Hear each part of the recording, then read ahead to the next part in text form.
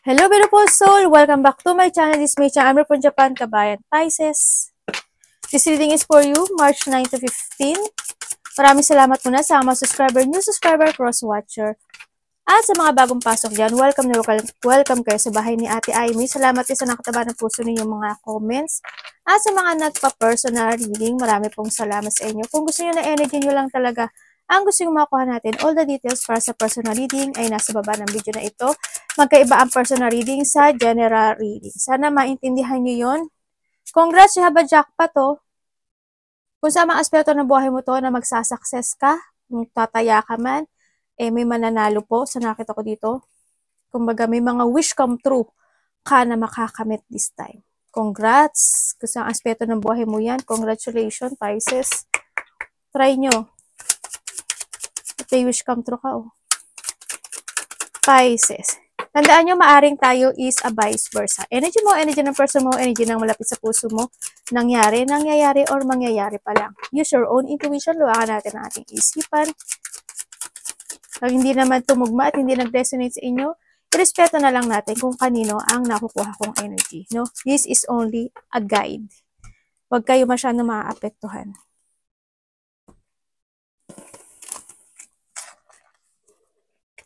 Uy, may ano ka, oh. Oh, okay. Meron tayo, baka lucky number mo na to, ha? Ano yun mo? Meron tayong 4, 7, 18, 33. Yan. Uy, ganda yung ano mo, oh. Meron kang, oh, may mananalong mo. 5, 19, baka yun yung mga birthday nyo, 26 or 34, baka edad nyo yan, or birthday nyo, or lucky number nyo. Okay, so nakikita ko sa'yo dito, ay, yes, may mga new idea. Ako nakikita, no, kumbaga there's a revert. O may mga iba sa inyo is may mga new idea, how to success, may mga gagawin kayo ng mga bago sa iba sa inyo. Magkakaroon ng malaking may magbabago sa buhay mo. Handito talaga siya, no? Tsaka handito si Fish. May magbabago sa buhay mo, Pisces. Magkakaroon ng growth. Kung kayo may mga health issue, magiging okay. Kung magkakaroon ng mga nagkakaroon ng mga gusot sa iyong pamilya o sa ang sitwasyon mo yan, is kailangan mo na magkaroon ng new beginning dito, no? Kung kailangan na magkaroon ng growth dun sa bagay na yon, sa aspeto ng buhay mo yan, ay kinakailangan mo kailangan na pagbabago. Kasi why? Minsan malungkot ka, minsan minsan malungkot ka, minsan okay ka, masaya ka, no? Sa nakita ko ito. Or maari din naman na yung iba sa inyo, siguro mga night shift kayo, kaya ganun din nakita ko, pabago-bago, no? Nagkakaroon mga pagbago-bago. May mga sitwasyon na kailangan mo na aksyonan, may mga sitwasyon na kailangan mong balansihin. Also, kailangan mo ngayon is panindigan yung mga at aksyonan yung mga bagay o sitwasyon mo na gusto mo mangyaring maganda na outcome, no? Sa nakikita ko dito. Iba rin kasi sa inyo, inihiwalay nyo yung sarili nyo sa iba. Yan, inihiwalay nyo. Anak. Yan, may magkakaroon ng mga growth with regards to your health, magkakaroon ng mga enlightenment, babalik yung sigla mo. May mga ginawa ka from the past situation na maaring makamit mo yun ngayon. In a good, in a bad, hindi ko alam, pero sa iba sa inyo, maaring this is a good. Pero kailangan yung pag-aralang maigi yung bagay na yun. At kailangan yung umpisahan, o simulan about sa inyo. Kasi this is a revert, ibig sabihin, pagbabago, new beginning. Ito sa nakita ko dito. Yun, yung iba sa inyo siguro may mga bagong idea o mga bagong uumpisahan o mga bagong member of the family, ayan, baby, ganyan. O mga kakilala mo, baka buntis o may bagong panganak, ganyan. Sa nakikita ko sa'yo dito. And then, may tao, ikaw, or someone, there's a honor, or may mga tao na re-respetuhin ka, ganyan. O ikaw, you need to respect. Start a new beginning to respect or pagpapahalaga. Sa nakita, kailangan sa is balance, always balance. May mga asikasuhin. Pag-aralan mong maigi kung ano yung mga dapat mong aksyonan to growth. No? Sa nakita ko dito. And then, mayroong mga situation na kailangan mo i-structure o meron kang bagay na pag-iisipan mo na itatayo mo siya, i-structure mo siya. O kaya, paano bang, alam niyo naman siguro yun, di ba, i-structure? O, basta yun na yun, i-research nyo na lang. I-structure mo, o bubuuin, o patatatagin. Ano ba yun, may balahibo. Yun na nakita ko. Pero nakita ko dito is parang, kailangan mo munang pag-isipan yun, or pag nilay-lilayan, parang ganun, pag-aralan, ganun. May mga pag-aaralan ka at may mga i-research ka, ganyan, o aralin yung bagay na yun. May umpisahan ka raw eh. O kailangan mo umpisahan, no, para magkaroon ng balance.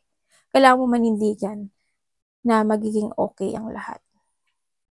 May mga sitwasyon na maaari makaka-receive ka na information or communication from someone. Maaaring bagong tao or tao na respectful o nire-respeto ka. Sa nakita ko dito. When it comes to kasi also this is connected to your family, sa sarili mo, sa nakakonect sa'yo. Asawa mo, karelasyon mo, ganyan. Sa kapatid mo, basta mga nakakonect sa'yo yan. So nakita ko dito. And then also, iba sa inyo enlightenment. And then also, sa nakita ko to, may mga asikasuhin ka atang document, papers, may mga sinasabi dito na government or official building, apartment, bahay, ganyan. May paghihiwalay. Sana walang maghiwalay o maaari ikaw lang mismo isinihiwalay mo yung sarili mo kasi nagkakaroon ka siguro ng boundary. No? Dito. Sa nakita ko dito. You need to commit din kasi para magkaroon na totally ng 3. No?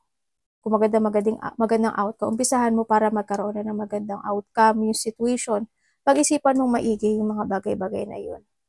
No? At balansehin ito. Kaya ang nakikita ko rin sa inyo, iba sa inyo, is magkakaroon ng gain ng iyong wealth, kaperahan. Sa iba sa inyo ha, kasi nandito to. Pero kailangan mo manindigan doon para magkaroon talaga ng magandang outcome. Sa mga aspeto ng buhay mo na gusto mo maganda yung maging outcome, panindigan mo. Dito. Iba dito may mga aralin kayo or you are tears of knowledge, ganyan. May mga tao na nagsisikreto o may sikreto. Iba sa inyo mahilig talaga kayo sa kape. No? And then may mga naglilihim o may lihim ka. Ganyan. Siguro masikreto ka, ganyan. Siguro ano yung sitwasyon na inilalayo mo talaga yung sarili mo sa iba. Sa nakita ko dito. Yun, inihiwalay mo. Ganun. Pero kung tutuusin, minsan may lungkot ako nakikita sa'yo. Tingnan nga natin. Are you related to Taurus, Capricorn, Gemini, and Sagittarius? Kamusta ang love? Ingat ka rin, Pisces, kasi may nakikita ako dito na may mga biglaang mangyayari. Hindi ko alam when it comes, siguro there's a painful, either to your faithful na mararamdaman mo, ganyan, o kaya magkakaroon ka ng painful na maaaring magre-relate siya sa mga, kung nag-exercise ka, o kaya mga activity na gagawin mo, baka doon ka magkaroon ng painful. Sa iba naman sa inyo is, maaaring magkaroon ng isang aksidente, wag naman po sana, no? O kaya, warning lang naman yun. May mga nagpapadoktor, hospital, surgery, ako nakikita. Yan. Kung ano daw, sinasabi to, kung ano daw ipinunla mo in the past, yun daw yung aanihin mo rin. Yun na nakikita ko sa iba. Kamusta ang love this week ni Pisces? Love is sa lahat. Kapatid, magulang, karelasyon, asawa, kasama sa trabaho. Kamusta sa love this week? Si Pisces. Oh wow, 10 of Cups. Ganda.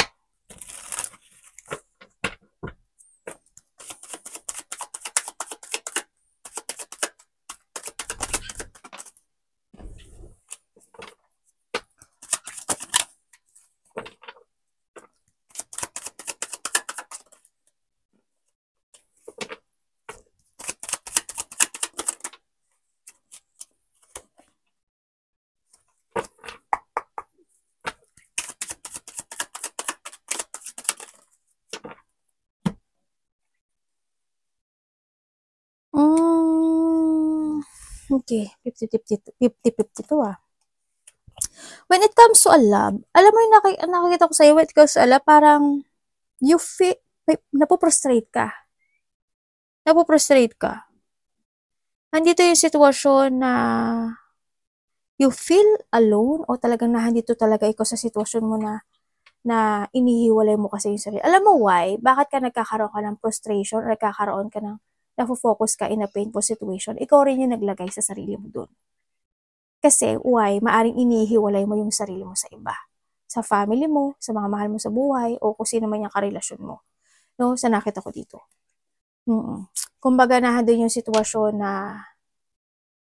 siguro nagkakaroon kayo ng mga disagreement o hindi kayo nagkakasundo minsan, nagkakaroon sa inyo ng mga lack of control o lack of community or cooperation sa bawat isa. Siguro handun minsan hindi kayo, talagang disagreement, no? Or conflict man yan sa nakita ko dito.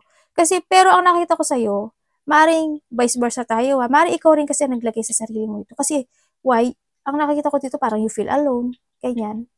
Parang you feeling rejected or you rejected your family, yung karelasyon mo o kung sino man to nakakonect sa'yo sa nakita ko dito. Kumbaga, hindi, nagkakaroon kasi ng battle, alam mo yun? Parang handun yung competition when it comes dito sa relationship na to. Nagkakaroon kayo ng competition. Siguro, yung isa sa inyo kailangan mag-down.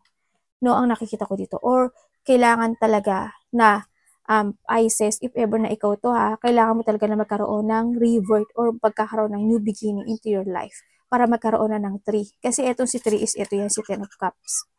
Diba? Kailangan sa'yo is balance. Ito yan. Kailangan sa'yo is magkaroon ka ng balance.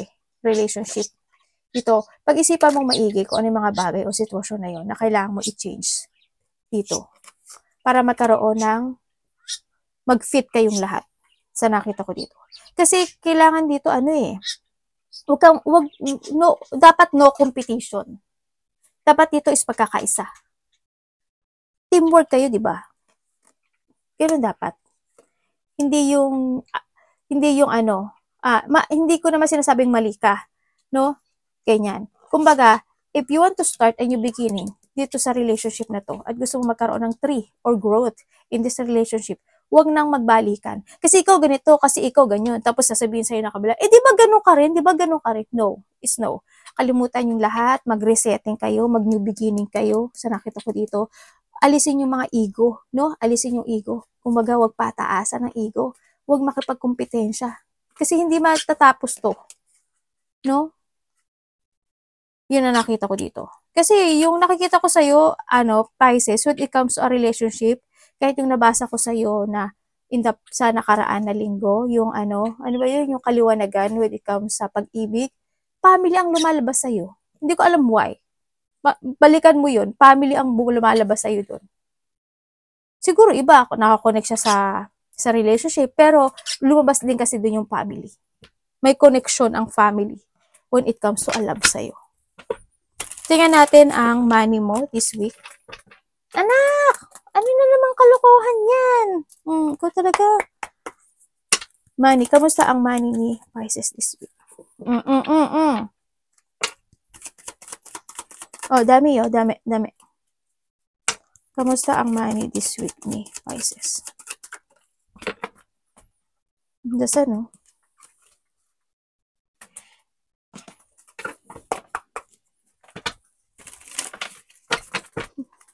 Judgment.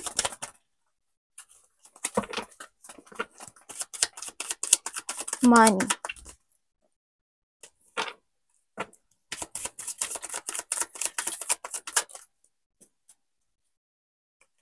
Anak. Diba?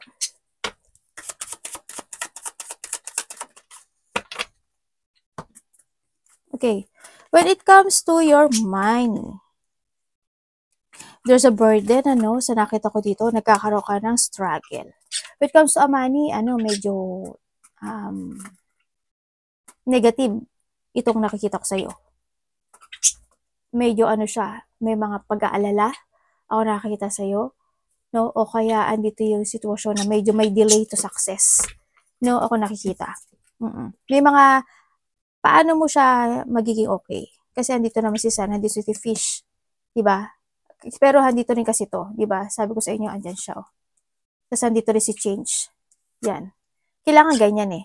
Why? Ang sinasabi ko dito, when it comes to your money, may mga dapat kang i-change. May mga dapat kang i-let go.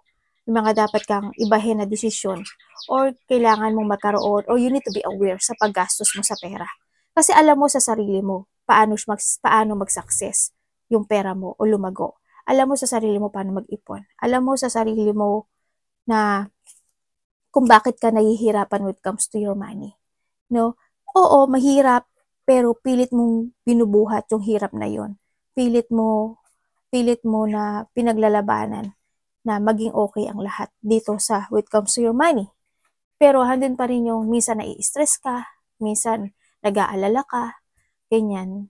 Nagkakaroon ng delay to success more into your money, pero kailangan mo i-change. May mga dapat ka i-change o kailangan mo mag-transform o kailangan mo magkaroon ka ng evaluation dun sa paggastos mo or pag-iipon ng pera man yan. Ganyan. Ano may mga dapat mong i-develop? Ano mga dapat mong umpisahan? Ano mga dapat mong i-change? Ano pa yung dapat mong maging balansihin? Kailangan dito is balance. Yun. Siguro, huwag ka masyado ma-overwhelm din sa mga situation na pagka may dumating na pera o sahod, na-overwhelm ka at gusto mo na gumasos. Kailangan balanse dito, no? Sa nakita ko. Pag-aralan mo at pag-isipan mo munang maigi kung paano ka makakaipon, paano magiging successful. Ganun. Dito kasi medyo the negativity and loss ito. Siguro ang money mo is nagiging ganun. Okay, no, okay, no, okay, no. Ganun. May mga dapat kang baguhin daw. Tingnan natin ang iyong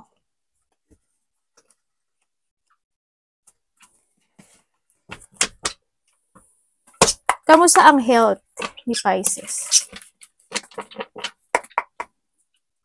Kamusta ang health ni Pisces? When it comes to a health, maaari ikaw to or nakakonect sa'yo.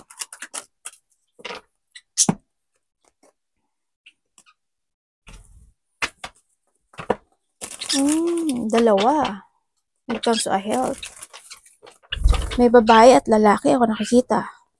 Maaari ikaw yung isa or sino man siya. Maaaring kapatid mo, magulang mo. O ganun nakikita ko. Tingnan natin. Oo nga.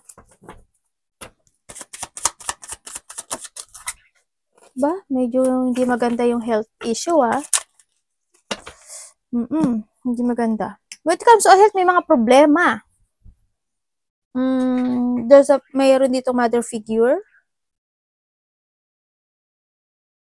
Oo, may related din ng mother figure. May lalaki. Actually, dalawang lalaki. Sa iba, siguro isa. Ganyan. Sa iba dito, dalawa at isang babae. Dalawang babae, dalawang lalaki. Maaari yung isa is magulang mo, kapatid mo, o ikaw. O kaya, halimbawa, isa kamag-anak mo, tita mo, mga ganun. Sa nakita ko dito. When it comes to a health is, sa iba sa inyo, when it comes sa'yo, Pisces, ako tutuusin, alam mo paano mo balansihin yung iyong health issue, no? Sa nakita ko dito. Siguro handle lang yung sitwasyon when it comes to your emotions, magulo ang isip mo. Magulo yung isip mo. Minsan, moody ka siguro. Siguro, minsan, nakikita ko sa'yo na okay ka makapag-usap, okay ka hindi. Ganyan. Kasi minsan, gusto mo rin kasi mag-isip. Siguro ganun. O ayaw mo nakausap. Yung nakikita ko dito. And also, when it comes to unhealth, ang nakikita ko dito ay may tao dito na maaring mayroon siyang sakit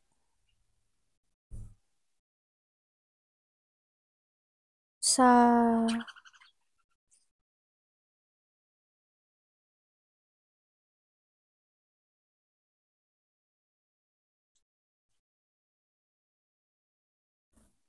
May sakit? May sakit siya sa blood?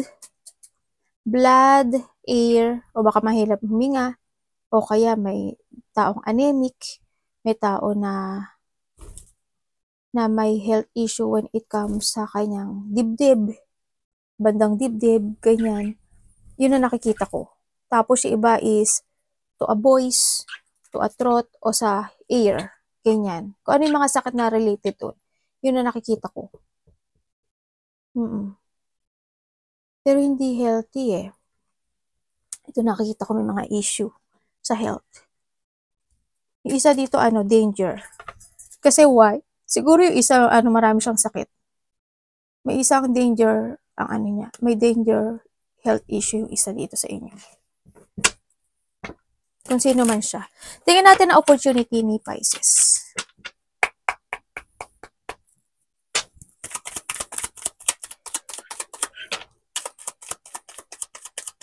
Siguro iba dito, mahirap kayong.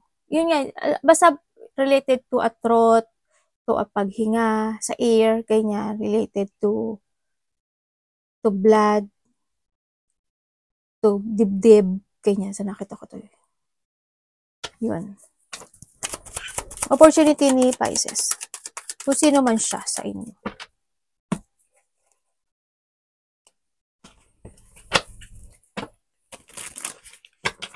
Ano pong ibig sabihin? Ano yung Opportunity? Opportunity tower? Ano ba yun?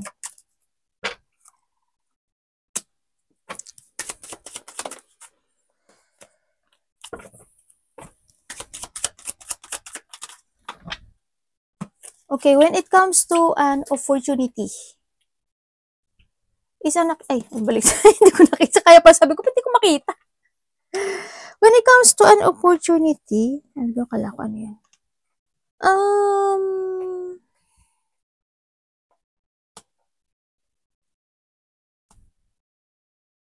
Pero ka daw pag-iisipan o pagkakaroon ka ng decision making.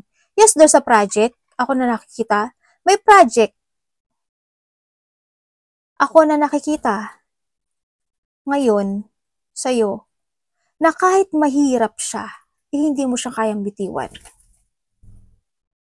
Ganun nakikita ko. There's a project na kahit nahihirapan ka, hindi mo siya kayang bitiwan. Alam mo yun yung tagilid na siya. Pero pilit mo pa rin kinakayang maging okay yung lahat. Kumbaga, maaring may taong sumusuporta sa'yo, o kaya pinipilit mong pa rin, kasi nagkakaroon, maaring iniisip mo pa rin kung paano siya na mag-success. Halimbawa, meron akong tindahan, halimbawa lang pero medyo matumal, 'di ba? Kumbaga, pinipilit ko pa rin, hindi ko siya bibitiwan. Kumbaga, tatry ko pa rin yung best ko. Pagpapatuloy ko pa rin yun. Kumbaga, magtitink ako ng mga idea, paano ba siya mag-growth, paano ba maging okay, imbis na iwanan ko siya, ganyan.